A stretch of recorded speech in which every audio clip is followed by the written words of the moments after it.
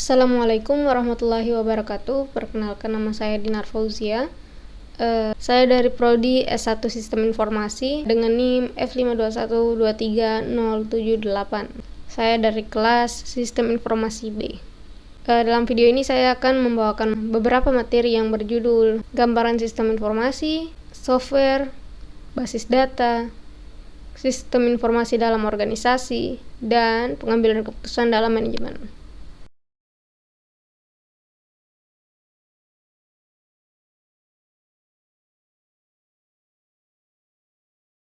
Definisi sistem informasi. Sistem informasi adalah adanya beberapa komponen manusia, IT, prosedur kerja. Ada sesuatu yang diproses, data menjadi informasi, dan ditujukan untuk mencapai suatu tujuan atau sasaran. Adapun tujuan sistem informasi yaitu menyajikan informasi dalam pengambilan keputusan. Ada pula sebagai kontrol perusahaan. Ada kemampuan utama sistem informasi yaitu melaksanakan komputasi numerik bervolume besar dan dengan kecepatan tinggi. Ada pula yang kedua, menyediakan komunikasi dalam organisasi atau antar organisasi yang murah, akurat, dan cepat. Yang ketiga, menyimpan informasi dalam jumlah yang sangat besar dalam ruang yang kecil tetapi mudah diakses.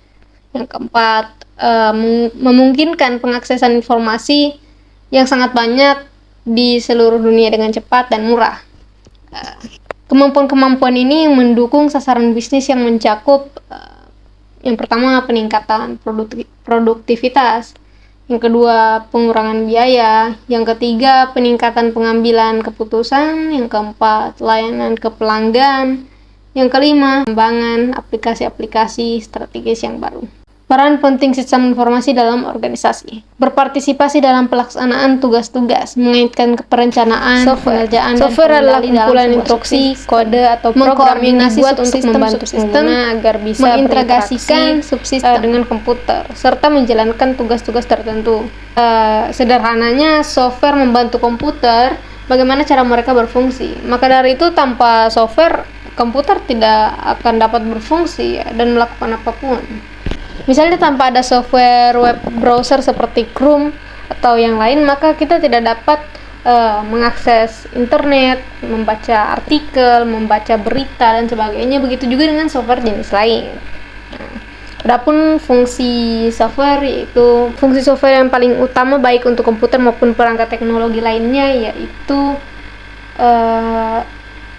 software merupakan dasar kebutuhan komputer agar dapat dioperasikan dengan sebagaimana mestinya.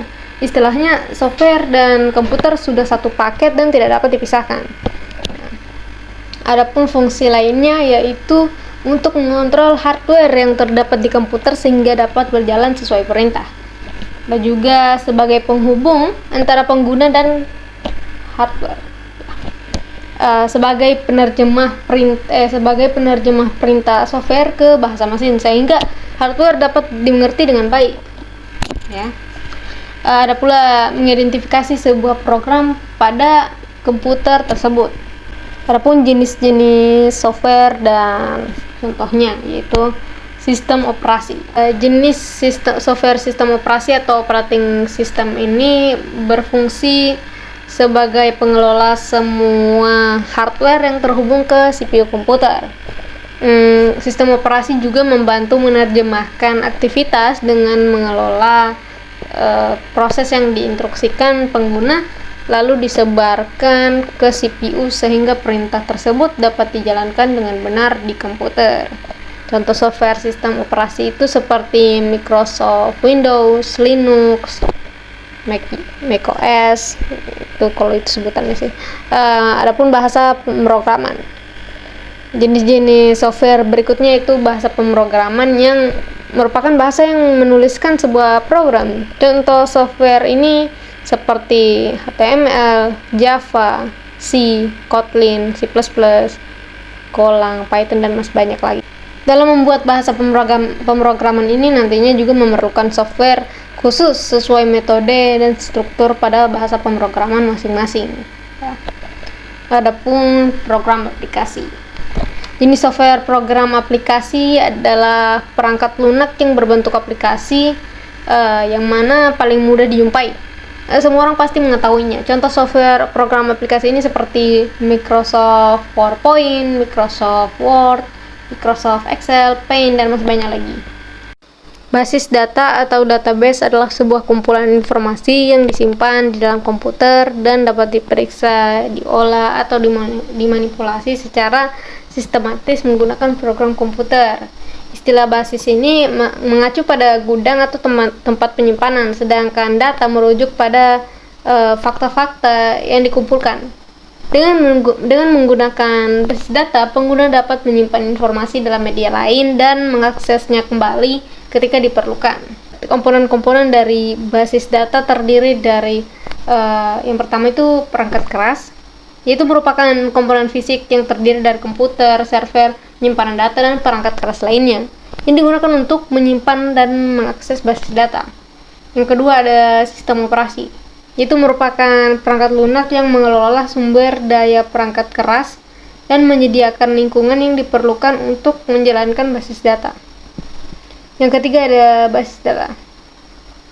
Basis data ini merupakan kumpulan data yang tersimpan di dalam komputer dan terorganisir dalam suatu struktur tertentu ya, seperti tabel, relasi, atau objek untuk memudahkan pengaksesan dan pengelolaan data. Yang keempat ada sistem manajemen basis data atau disebut DBMS.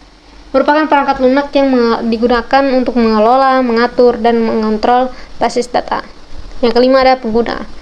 Pengguna ini merupakan individu atau entitas yang menggunakan basis data. Pengguna dapat memiliki peran yang berbeda, seperti pengguna akhir yang menggunakan aplikasi untuk mengakses dan memanipulasi data, atau administrator basis data yang bertanggung jawab untuk mengatur dan mengelola basis data. Yang keenam ada aplikasi, yaitu merupakan perangkat lunak lain yang digunakan bersama dengan basis data untuk menyediakan fungsionalitas tambahan. Fungsi dan tujuan basis data. Dalam dunia teknologi informasi, basis data memiliki peran yang sangat penting dalam mengorganisasi dan menyimpan data secara efisien. Yang pertama itu kecepatan, speed. Ya. Basis data memungkinkan penggunaan data secara cepat tanpa perlu menunggu waktu yang lama. Yang kedua ada kelengkapan, ya, completeness.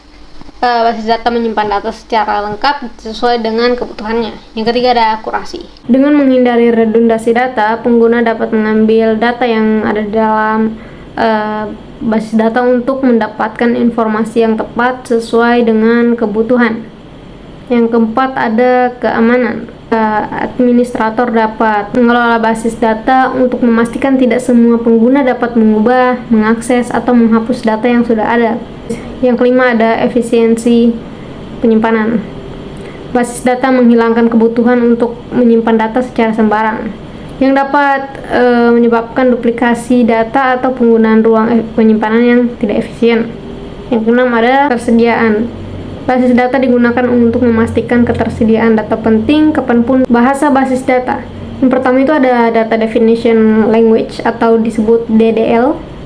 Ada juga Data Manipulation Language atau DML. Ada juga Data Control Language DCL. Organisasi adalah sekelompok orang yang terstruktur dan dikelola untuk memenuhi misi dan tujuan. Ada hubungan antara anggota dan kegiatan organisasi. Terdapat proses penetapan peran, tanggung jawab, dan wewenang untuk melaksanakan berbagai kegiatan. Terdapat serangkaian aktivitas atau kegiatan yang dilakukan untuk mencapai tujuan. Dalam organisasi terdapat value chain, adalah serangkaian kegiatan bisnis yang mana pada setiap tahapan atau langkahnya mampu meningkatkan nilai atau pemanfaatan pada barang atau jasa. Pendukung aktivitas organisasi. Yang pertama, aktivitas organisasi terhubung melalui aliran barang dan aliran informasi. Yang kedua, aliran informasi digunakan untuk membuat perencanaan, koordinasi pekerjaan, penentuan keputusan, monitoring, dan evaluasi. Yang ketiga, sistem informasi, itu mendapat masukan, memproses, dan memproduksi informasi. Sistem informasi dalam industri 4.0. Yang pertama ada kolaborasi. Terjadi kolaborasi antar tim, antar divisi, organisasi antar negara. Kedua, ada inovasi, ide baru, perkembangan, sesuatu yang baru. Implementasi sistem informasi, proses bisnis, sekumpulan aktivitas, atau pekerjaan terstruktur yang saling terkait untuk menghasilkan atau menyelesaikan sesuatu. Terdapat proses dalam perbaikan proses bisnis, yaitu plan, yaitu perencanaan, do, pelaksanaan, check, monitoring dan evaluasi, act, tindak lanjut. Manajemen perubahan. Manajemen perubahan atau manajemen of change adalah sebuah upaya pendekatan yang dilakukan secara terstruktur dan sistematis, yang dimanfaatkan guna membantu individu, tim ataupun organisasi dengan menerapkan sarana, sumber daya, dan pengetahuan dalam merealisasikan perubahan dari kondisi sekarang menuju suatu kondisi yang lebih baik secara efisien dan efektif untuk memperkecil dampak dari proses perubahan tersebut. Apa saja sih profesi di bidang SI dan TI? Yaitu business analyst, web developer, project manager, e-commerce system developer, IT manager, database administrator, ada sistem analis, IT consultant, system engineer, informasi system manager, network security, dan programmer. Pengambilan keputusan dalam manajemen. Pengambilan keputusan dalam manajemen ini penting karena kita mungkin akan menghadapi situasi di mana kita memiliki beberapa pilihan yang mungkin berdampak berbeda pada tempat kerjanya kita. Ya, hal ini dapat berdampak pada karyawan, anggota manajemen lain, atau reputasi perusahaan. Berikut adalah beberapa alasan mengapa pengambilan keputusan dalam manajemen itu penting. Yang pertama itu memastikan perusahaan terus berkembang. Yang kedua ada memilih operasi dan strategi yang efektif. Ada juga memilih mitra bisnis. Ya. Adapun jenis-jenis pengambilan keputusan dalam manajemen, yaitu menghindari. Ya. Pengambilan keputusan yang menghindari memungkinkan anggota manajemen untuk tidak membuat pilihan, melainkan memilih dari pilihan yang ada. Kita mungkin dapat memilih pengambilan keputusan ini jika kita tidak memiliki cukup informasi untuk membuat keputusan. Sebaliknya, kita mungkin memutuskan untuk menunggu lebih banyak pilihan alternatif muncul sebelum mengambil keputusan. Ada juga jenis pengambilan keputusan yaitu yang seperti mencari masalah. Ya. Pencarian masalah melibatkan pengambilan keputusan berdasarkan perkiraan atau kemungkinan yang akan terjadi atau kejadian di masa depan. Ya. Ini ketika menemukan cara proaktif untuk mencegah terjadinya potensi masalah. Saat melakukan hal ini, kita mungkin membuat keputusan berdasarkan hasil dari tantangan sebelumnya di tempat kerja kita. Adapun penyelesaian masalah, ini adalah pengambilan keputusan yang umum karena peran kunci manajemen itu melibatkan penyelesaian masalah di tempat kerja untuk meningkatkan alur kerja dan menciptakan lingkungan yang positif bagi anggota tim. Langkah-langkah pengambilan keputusan itu ada kenali masalahnya dulu, kumpulkan informasi yang relevan, analisis dan evaluasi, identifikasi opsi, evaluasi opsi, pilih solusi terbaik, implementasi keputusan, monitor dan evaluasi. Yang terakhir itu pelajari dari pengalaman. Sekian dari saya. Terima kasih. Wassalamualaikum warahmatullahi wabarakatuh.